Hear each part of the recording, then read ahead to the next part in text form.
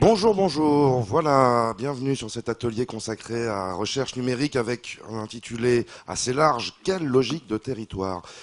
Trois intervenants au profil très différent. On va avoir un paysage assez varié finalement de questions, j'imagine. Dans la salle, n'hésitez pas à nous poser toutes les questions que vous souhaitez à tout moment. On va faire un premier tour de table rapide et puis ensuite vous pouvez intervenir, vous pouvez témoigner, vous pouvez réagir, vous pouvez orienter le débat la manière dont vous voulez. Nous sommes là pour une discussion libre pendant une quarantaine, 45 minutes. Hein.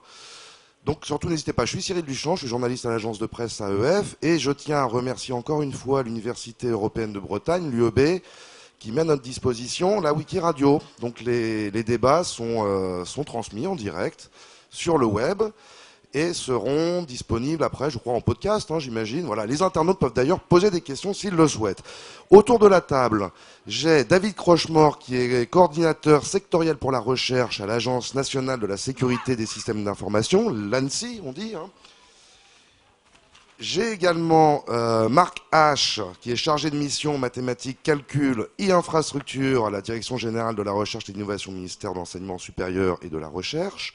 Et Olivier Dumont, qui est managing, alors excusez mon accent, je vais essayer de le dire en anglais quand même, Managing Director Research Markets Academic and Government Science and Technology chez Elsevier au niveau global, hein, au niveau monde. Voilà. On va commencer par Monsieur Crochemort sur cet aspect recherche numérique. Il y a beaucoup de défis, beaucoup d'enjeux en termes de sécurité. Qu'est-ce que ça signifie pour vous, ces problématiques? Quelles sont-elles au niveau des établissements? Alors, je vais commencer par présenter l'ANSI, puisque vous... Oui, oui, c'est nécessaire, c'est toujours je- nécessaire. Vous êtes un ancien Renataire aussi, je j'ajoute- pense que c'est important de absolument, le oui. signaler. Pardon. Oui, effectivement, j'ai travaillé à Renater dans les années 90 où je... Un métier pour demain. Voilà, je crois que c'est bon. D'accord, Allez-y. merci. Oui, j'ai travaillé dans les années 90 où j'étais dans l'équipe de réaction sur incident de sécurité à Renater. Donc aujourd'hui, je suis à l'ANSI. L'ANSI, c'est une agence qui a été créée en 2009 auprès du Premier ministre et qui travaille sur ces problématiques de sécurité des systèmes d'information, à la fois sur le monde public et aussi sur le monde privé. Donc, elle a plusieurs missions. Donc, sa mission d'autorité nationale en matière de SSI la pousse à proposer des règles et à appliquer pour la protection des systèmes d'information de l'État. Dans le domaine de la défense des systèmes d'information, elle a un centre opérationnel qui intervient sur les attaques informatiques réelles, notamment sur le réseau de l'État, mais aussi dans certains cas sur le privé. L'ANSI est chargé de développer des produits de confiance, donc pour contribuer au développement d'une offre de produits sécurisés. Et puis, elle a un rôle de conseil, de soutien aux administrations et aux opérateurs d'importance vitale en matière de sécurité des systèmes d'information. Alors, on va dire, si je me réfère à la présentation de la table ronde, c'était les trois mots clés, c'était interopérabilité, sécurité et confort. Donc c'était un peu le triptyque la manière dont on pouvait construire des services pour les chercheurs français dans un contexte de concurrence à l'international. Bon, je vais évidemment me focaliser sur les questions de sécurité puisque c'est mon domaine. Donc je n'apprendrai à personne que effectivement dans le monde de la recherche, c'est par définition et par essence un monde très ouvert et très international, mais comment dire, paradoxalement, les débouchés de la recherche, donc je vois qu'on a de la visite. Bon, Alors, les internautes ne peuvent pas le voir, mais Ouais. on a deux personnes, deux femmes avec potiche, barbe. Et je ne sais pas quel est le tract. Alors, innovation, nanana, nom de genre masculin. Masculin. D'accord, bon, D'accord. on va le lire. La barbe, voilà. D'accord. Merci. Ok. Merci. Merci. Merci beaucoup. Merci. David Crochemort, Oui, allez-y. oui, donc paradoxalement, je disais, alors que le monde de la recherche par essence est international et ouvert, ne peut pas fonctionner s'il n'a pas ces caractéristiques-là. Les débouchés, en termes d'innovation et de compétitivité, là, quand on parle de compétitivité, c'est plus au niveau national ou au niveau européen, mais donc le curseur est à trouver entre le besoin d'ouverture et le besoin d'échange international et l'échange, c'est les coopérations scientifiques, les séjours des chercheurs les uns Oui, c'est avec les même autres. finalement plus qu'un Oui. besoin, c'est Ah, vraiment une c'est nécessité. vraiment Hein. une nécessité. C'est vital pour, Voilà. pour mener les recherches. Il faut qu'il y ait ces interactions, il faut qu'il y ait ces ouvertures. Voilà. Mais qui dit ouverture dit risque. s'exposer aux risques de vol de données, Voilà. aux problèmes de sécurité informatique pure, Exactement. virale, etc. Donc Exactement. Le maître mot là-dedans, c'est oui à l'ouverture, enfin oui à cette nécessaire ouverture, mais l'important c'est de maîtriser les risques. Et je voudrais donner trois exemples Oui, dans le domaine. Le premier, je voudrais dire quelques mots d'une réglementation qui existe depuis l'année dernière, qui est la réglementation sur la protection du potentiel scientifique et technique de la nation, qui donne un certain nombre de contraintes sur des laboratoires de recherche français, laboratoires privés comme publics d'ailleurs. Les enjeux de la réglementation, alors certains sont assez loin des problématiques des gens qui nous écoutent aujourd'hui, c'est la lutte contre la prolifération nucléaire, etc. Mais un des enjeux les plus importants, c'est la protection de notre compétitivité économique. Puisque, comme je rappelais, un des débouchés de la recherche et de l'enseignement, c'est la compétitivité économique. Et donc cette réglementation, elle est là pour éviter l'espionnage industriel, l'espionnage par d'autres nations. Elle s'appuie sur une architecture réglementaire sur laquelle je ne m'étends pas, mais c'est un décret en Conseil d'État, 2 arrêtés, une instruction interministérielle. Et la clé de voûte, c'est la création de zones à régime restrictif. C'est dans certains. Ça sont les joies des salons, c'est Oui, toujours c'est immuable. On a forcément les annonces donc des autres ateliers voilà. Qui nous font concurrence d'ailleurs. Oui, bien sûr. Donc les zones à régime restrictif qui doivent être protégées à la fois d'un point de vue physique, mais aussi d'un point de vue immatériel, puisque l'information qui se trouve dans les laboratoires, on doit la protéger. Et donc cette réglementation donne quelques contraintes sur la manière dont on doit protéger les informations dans ce cas-là. Le deuxième exemple que je voudrais rapidement aborder, puisqu'il était aussi dans l'intitulé, c'est le cloud computing. Le cloud computing, alors il y a une pression assez forte. Tout le monde veut aller vers le cloud computing parce qu'effectivement, il y a une certaine simplicité pour les utilisateurs, il y a une flexibilité, il y a un accès facilité, etc. On peut construire beaucoup d'outils très pratiques à partir du cloud computing, mais il y a un certain nombre de risques. Alors, je ne vais pas tous les rappeler, mais il y a parmi les plus criants, il y a des risques fonctionnels liés au manque de maturité, des risques inhérents. Enfin, une fois qu'on s'est lancé dans le cloud computing, pour revenir en arrière ou pour changer de prestataire, c'est extrêmement compliqué. Donc ça, ce sont des risques à prendre en compte avant de se lancer là. Donc je parlais de maîtrise des risques, ça en fait partie. Les risques juridiques liés à une externalisation sont présents. Les risques d'espionnage économique. Donc si on envoie ces données hébergées par des entreprises extra-européennes et hébergées sur le sol extra-européen, on peut aussi être soumis au Patriot Act qui permet aux services américains de récupérer les données qui sont hébergées. Donc si ces données sont sensibles, c'est pas forcément quelque chose à espérer. On a l'impossibilité, quand les données sont dans le cloud, on ne les maîtrise plus, on ne peut plus les détruire si on a envie de les détruire. Et puis le troisième exemple que je voulais prendre, ce sont des incidents de sécurité réels. Donc là, c'est sur le thème de la coopération entre établissements, sur la coopération des chercheurs entre établissements ou y compris à l'étranger. Notre centre opérationnel traite un certain nombre d'incidents réels, et notamment en ce moment un des incidents les plus qui occupe, c'est un incident qui touche notamment le monde de la recherche et qui est propagé par le fait que des chercheurs, on a parlé, les chercheurs sont mobiles, les chercheurs vont à l'étranger. Quand ils sont à l'étranger, ils se connectent sur leur système, sur le système d'information de leur laboratoire. Et puis, comme ça, à partir d'une compromission qui est à un endroit, le ver est dans le fruit et se propage à un autre endroit.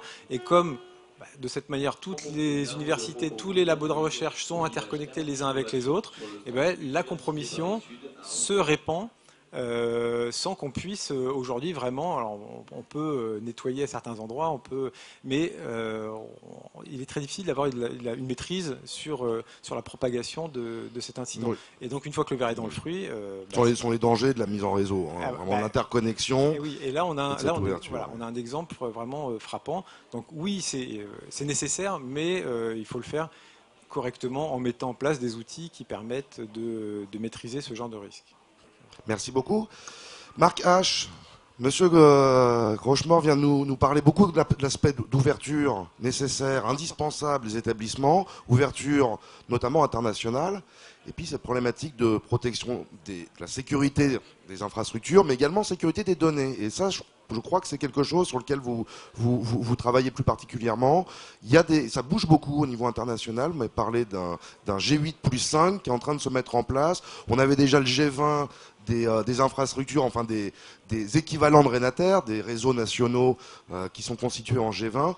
Le G8 plus 5, pardon, qu'est-ce que c'est exactement et quel est le rôle du ministère là-dedans? D'accord, merci. Donc évidemment, il y a un point d'équilibre à trouver entre l'ouverture et la sécurité, ou la sécurité dans le sens de propriété, de traçabilité, authentification. Donc ce sont tous des points qui sont bien identifiés. Ne vous inquiétez pas, en tant que chercheur, donc je me retrouve régulièrement dans des forums internationaux et beaucoup européens. Il est bien identifié qu'une recherche a besoin d'une ouverture, une collaboration, et donc le territoire n'existe quasiment plus. Hein. Le territoire aujourd'hui, c'est la Terre. Donc l'époque de l'Internet, avec tous ces avantages, faire en sorte qu'on va faire avec, on doit faire avec. Mais évidemment, il y a des inquiétudes, il y a des examens, il y a des projets de recherche qui sont en train de mettre en place des réseaux, des systèmes de réseau à l'intérieur des clouds qui sont sécurisés et sécurisables. Donc, ne vous inquiétez pas, il ne faut pas prendre le modèle de Google et d'Amazon et dire, bon, on est coincé, on n'a que ça. Les chercheurs dans des laboratoires pas loin d'ici sont en train de travailler avec des entreprises, avec des startups sur des modèles de cloud. Tout n'est pas perdu. Et de réseau. Donc, non, c'est-à-dire, donc ça c'est au niveau local. Donc les chercheurs reconnaissent bien, ils sont pas, parfois on dit que ce sont des naïfs, mais on n'est pas tous des naïfs. Par contre, quand on parle des idées reçues, quand même. Le G8 plus O5, ça s'appelle, c'est les autres 5 qui sont, on appelle les BRICS, le Brésil, Russie, Inde, Chine, l'Afrique du Sud. Plus les G8, ont identifié ce sujet qui est essentiellement le sujet des données et l'ouverture de données et le partage de données. Comment, dans le monde actuel, doit-on procéder afin de partager les connaissances, les données et toute la richesse que ces données contiennent, hein. Il est plus ou moins reconnu aujourd'hui, et puis il y a des pays comme les États-Unis, et pas seulement, qui poussent dans ce sens. Ils veulent que les données soient partagées au maximum parce qu'ils ont identifié les données comme étant un levier de compétitivité de nos entreprises énorme. On ne va plus faire des aciéries ni des usines de pneus en Europe. C'est-à-dire on peut, mais je ne pense pas que c'est une bonne idée.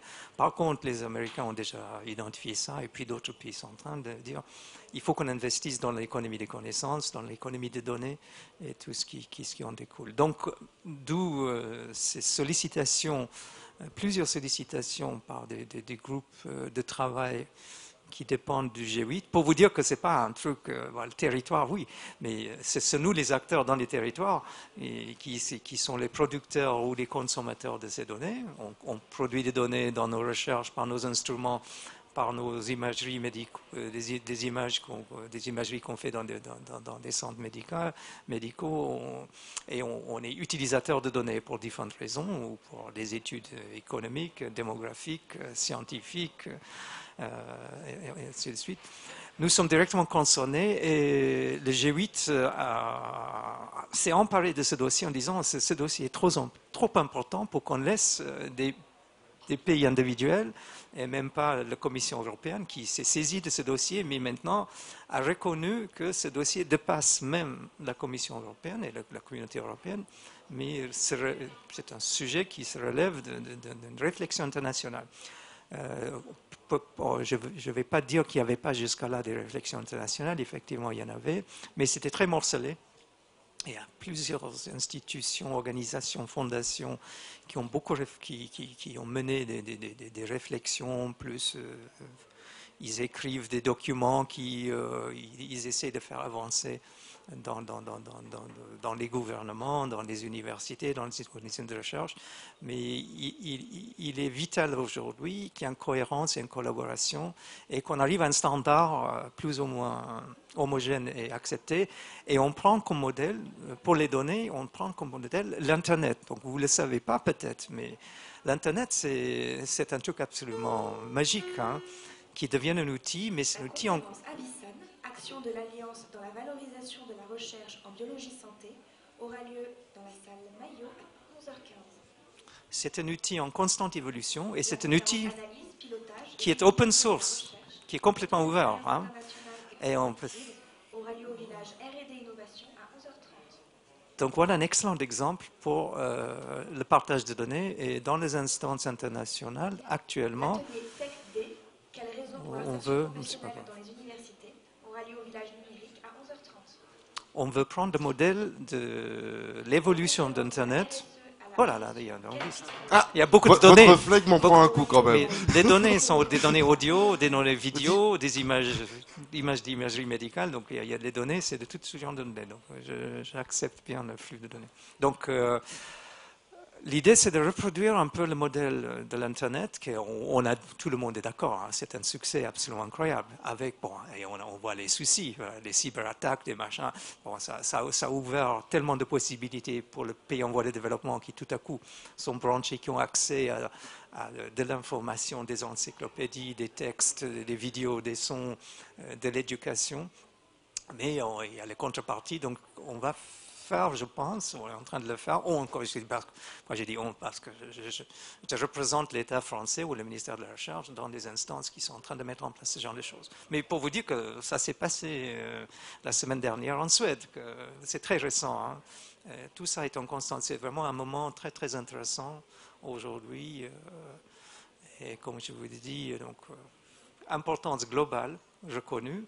Et un grand effort de faire en sorte que ce soit quelque chose de partagé et partageable, développé beaucoup par des bénévoles. Hein. Il n'y a personne qui est payé. Personne n'est payé pour développer l'Internet. Vous savez que ce sont des fous, des informaticiens, des acharnés, des illuminés qui travaillent dans leurs heures sup et qui contribuent à la construction de l'Internet. Donc ça se passe par des forums qui bossent. On met en place des groupes de travail, tous sur la base de volontariat, ils échangent entre eux, et une fois ou deux fois par an, il y a des assemblées générales où toutes les idées, les propositions des forums, des forums et des groupes de travail sont remontées à l'Assemblée, et l'Assemblée décide, avec ce qu'ils appellent un consensus général, consensus approximatif. On ne cherche jamais, ils disent il faut qu'on ait un consensus approximatif et des logiciels qui tournent. Donc l'idée, c'est d'aboutir à des choses. Parce que si on attend que toutes les conditions sont réunies, qu'on a une sécurité absolue, tout le monde est prêt à partager, tout le monde rend ses données lisibles par les autres, on n'arrivera jamais. Donc il y a plein de leçons qui ont été apprises par l'évolution de l'Internet. Et on veut faire la même chose, on est en train de faire les mêmes choses pour le partage de données. Donc ça, c'est le numérique. Le numérique, c'est des données, finalement. Qu'est-ce que c'est le numérique ? Tout est donné. Mais les données, ce ne sont pas que des données scientifiques, ce sont des données littéraires, ce sont des patrimoines artistiques et historiques de chaque pays qui sont en train d'être numérisés maintenant. Et donc, les données dépassent largement. C'est les données de la santé. Ce sont des données économiques. Et donc, partout on regarde maintenant, on a cette grande masse de données, on parle beaucoup de big data, et donc ça devient une préoccupation, mais je pense qu'on a l'espoir d'aboutir de façon incrémentale, de proche en proche, comme on dit en mathématiques. Je suis mathématicien par ailleurs, et arriver à quelque chose qui sera bénéfique pour le monde entier. Oui, on sent que ce sont des enjeux majeurs qui se décident maintenant. Hein. C'est impressionnant. Moi, je suis impressionné. Pourtant, je suis au cœur, soi-disant, de tout ça. C'est très, très, très important. Et il est important, je parle à ce public, que la France, chaque pays, chaque territoire, chaque individu soit conscient de ça et qui éventuellement essaie d'y contribuer. On va pas dire, parce que ce n'est pas des genres de trucs qu'on va laisser à quelqu'un faire. Si on n'y participe pas en tant que pays, on n'aura pas notre mot à dire, on n'aura pas nos préférences ou nos expériences à apporter. Après, on va se trouver avec des choses qui nous soient imposées. Donc l'idée, c'est une participation globale que je trouve un super truc. Je suis avec des gens de l'Afrique, de l'Asie, de l'Amérique du Sud. C'est une mobilisation internationale de la communauté des chercheurs, c'est important. Il y a un peu de paix dans le monde. C'est super. Ouais, ok, merci beaucoup. Merci. Olivier Dumont. Alors Elsevier, son métier, c'est les ressources scientifiques et techniques. On connaît sur l'information scientifique et technique, mais il y a aussi la partie logicielle, exploitation des données sur les aspects de mobilité des chercheurs, je crois, sur les projets interétablissements, enfin tout ce qui peut animer la communauté de recherche. Expliquez-nous un peu sur quoi vous travaillez. Donc en fait, on a parmi notre offre un outil qui permet aux chercheurs de chercher de trouver des collaborateurs au niveau international qui ont des expertises proches des leurs. Donc en fait, grâce aux citations des articles qu'on a miné sur l'intégralité d'un corpus d'à peu près 55 000 journaux, on est capable de voir avec qui les gens collaborent pour publier. Donc on a, grâce à cet outil qui s'appelle Scopus, pu réaliser un panorama mondial des grands projets de collaboration en fonction des centres de compétences. Donc c'est un outil qui s'appelle CIVAL en français. Voilà. Pour venir à ce que disait Marc au sujet de la collaboration, donc évidemment les gens collaborent pour des projets de recherche. L'aboutissement aujourd'hui de ces projets de recherche est un article qui va être publié dans une revue scientifique ou un brevet. Mais aussi, dans la plupart des cas, il y a aussi la production de données de recherche. Donc, comme le disait Marc, et on voit en ce moment une explosion littéralement exponentielle de ces données de recherche. Alors, il y a un certain nombre de projets, comme le disait Marc, qui sont en train de se mettre en place pour permettre aux chercheurs de mettre à disposition d'autres chercheurs ou du grand public ces données de recherche. Donc il y a ce projet G8+5, il y a un certain nombre de projets au niveau national, ici en France, en Europe, aux États-Unis, pour lesquels, pour certains, on est nous-mêmes partie prenante. Mais en fait, la problématique du partage des données scientifiques, c'est une problématique d'incentive. C'est-à-dire qu'en fait, les chercheurs n'ont pas forcément aujourd'hui le réflexe de partager leurs données.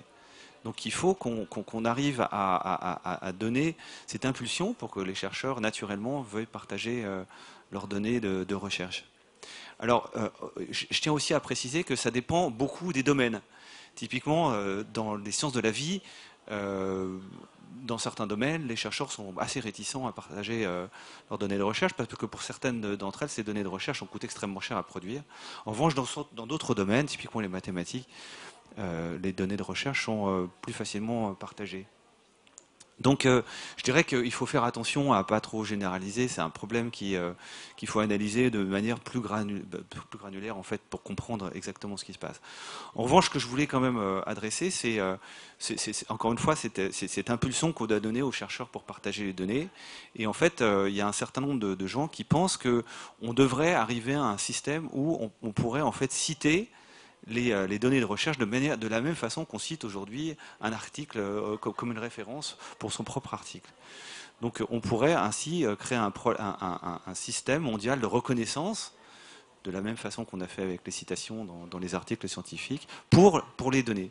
pour les données de recherche. En revanche, ce qu'il faut arriver à faire pour pouvoir permettre ce phénomène, ça serait de mettre en place un niveau de métadata, en fait, de métadonnées sur les données de recherche pour permettre leur exploitation. Parce qu'en fait, le débat qui sous-tend en fait cette problématique de partage de données informatiques, c'est le thème de la reproductibilité des expériences. En fait, vous avez certainement vu beaucoup d'articles sur ces sujets. En fait, beaucoup d'expériences qui arrivent à des articles publiés, en fait, ne peuvent pas être reproduites. Et donc, c'est un gros problème. Donc, la raison principale pour laquelle on veut mettre en place, et je dis on, c'est rien à voir avec Elsevier, je dirais, il est intéressant de mettre en place ces partages de bases de données. C'est pour que les scientifiques arrivent à reproduire en fait les expériences. Et donc, encore une fois, pour y arriver, il faut que ces données soient utilisables. Et pour qu'elles soient utilisables, on ne peut pas les laisser sous forme totalement brute. Il faut apporter un niveau de documentation au-delà de ces données, ce qu'on appelle donc ces métadonnées.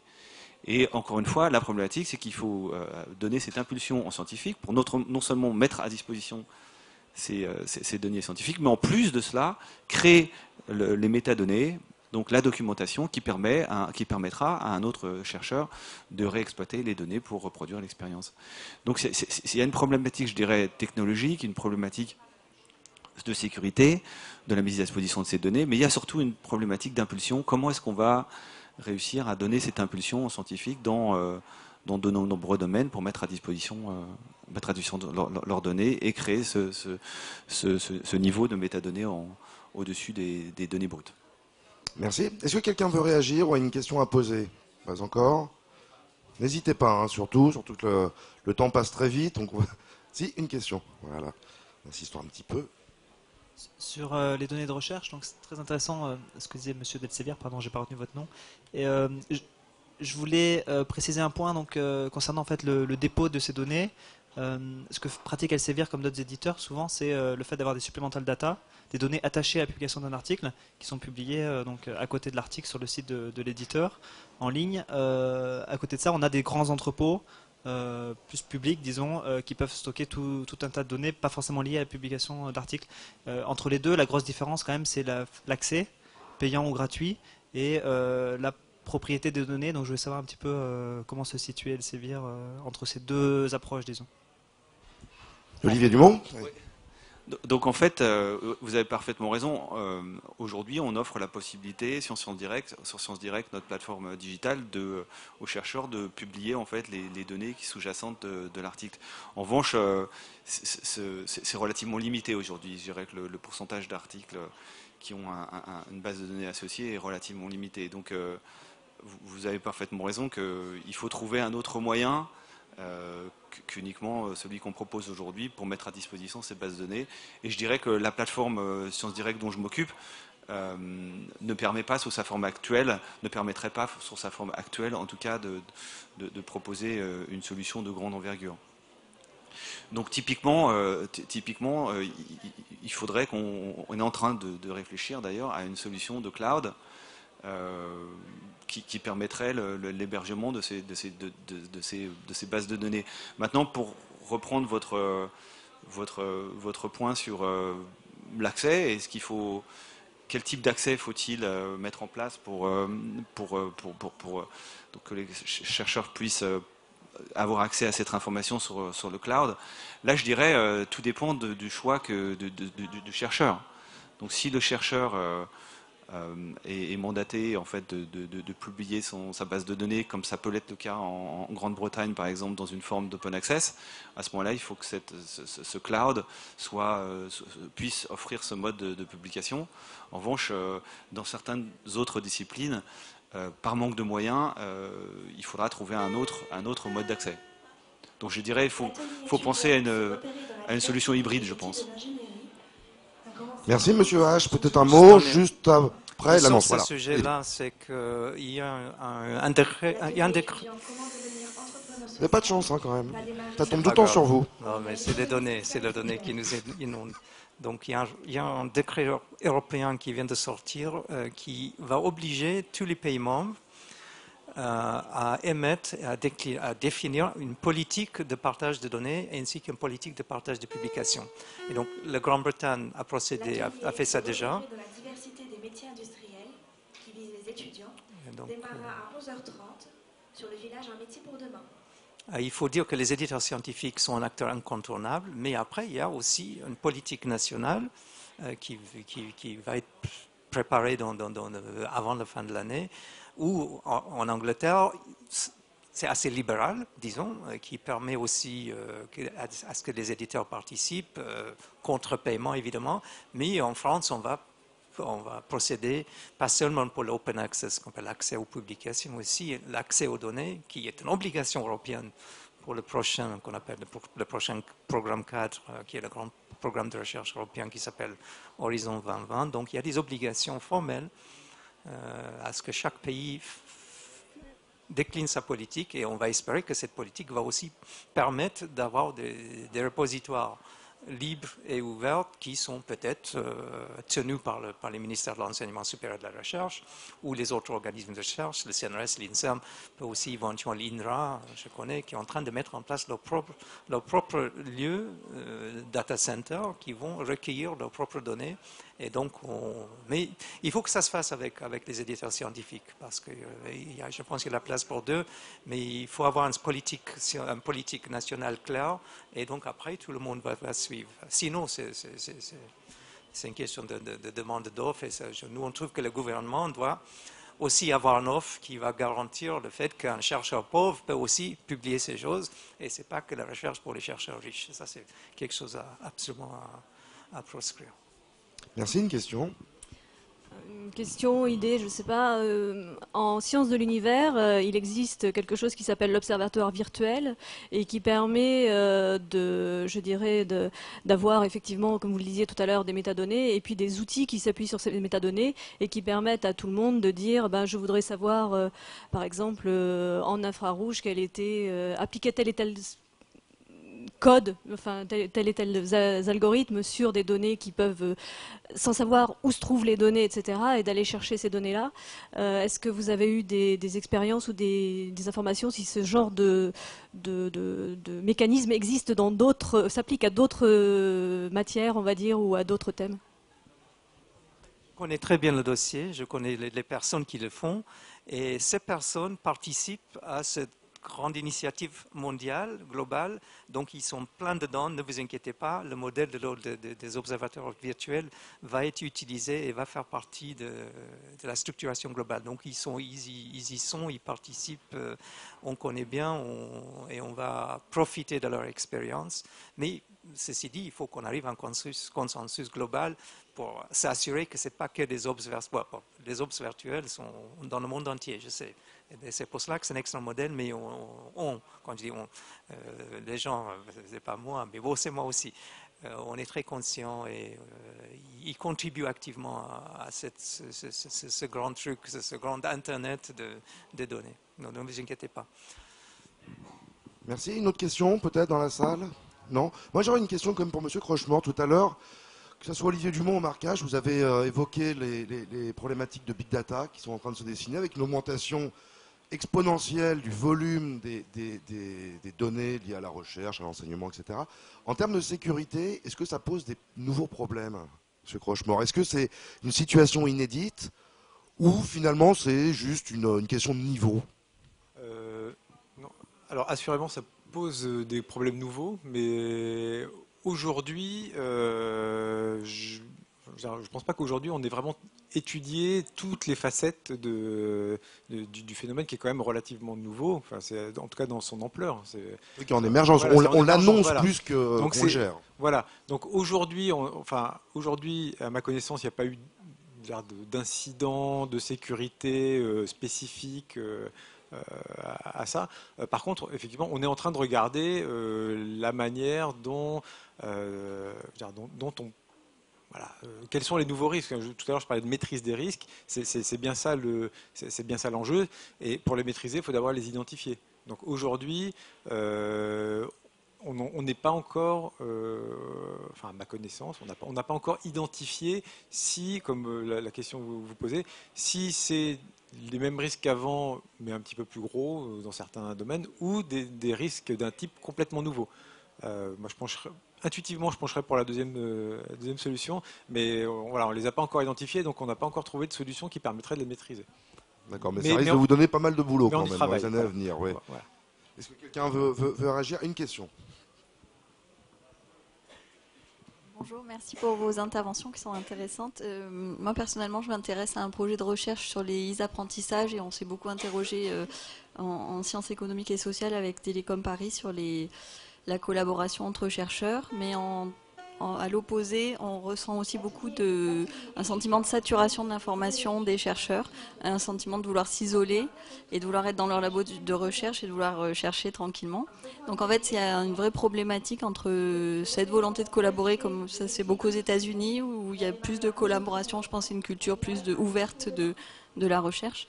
Et face à ces réticences françaises et ces labos où on veut travailler tranquillement en s'isolant, vous, quelles sont vos réflexions et comment changer les mentalités? Enfin, on parle des aspects légaux dont vous avez parlé, mais